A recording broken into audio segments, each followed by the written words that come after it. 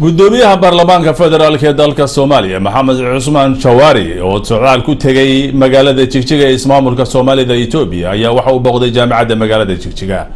warbixintana waxa nooga diyaariyay wariyaha Axmed Kaabe.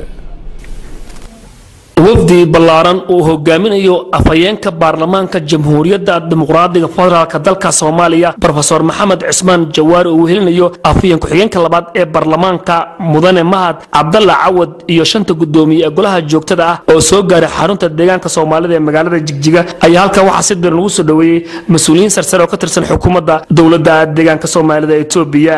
afayeenka baarlamaanka Professor Jawaari Jigjiga ay hirgelinayso waxbarashadii oo shahaadooyinka lagu qalanjibiyay lagu qaadanayo af Soomaaliga taa waxa weeye arin aad ii farxad gelinayso oo aan ummad ahaana ku faani karno waa luqadu waxay ka mid tahay hawiyada qofka uu leeyahay identity-ga.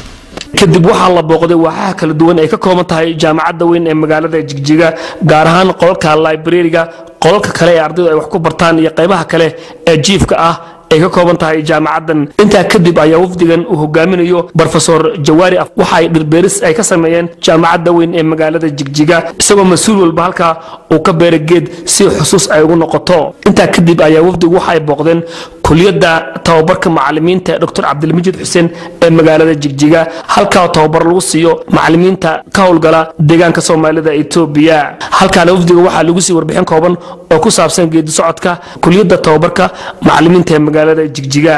kadib wafdigu waxa uu dhaqaaqay dhanka iyo kuliyadda culunta caafimaadka ee magaalada Jigjiga halkaas oo ay ku xareysan yihiin arday ka kala timid degmooyinka ka kooban yahay deegaanka Soomaalida Itoobiya isla markaana barta culunta caafimaadka.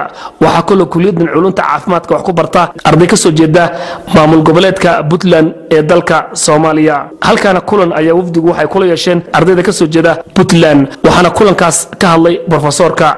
aad iyo aad baan ugu faraxsanahay inaan la kulmo dhalinyaro Soomaaliyeed maanta halka kan wax ku baranayso inaan la kulmo oo shucuurtoodana toos u gudbin karaya inay noogu soo gudbiyaan aad iyo aad bay ii dhiirigelinaysaa waana ku faraxsanahay waana ku ammaanantihiin in waxaad qabtaan aad sheegtaan.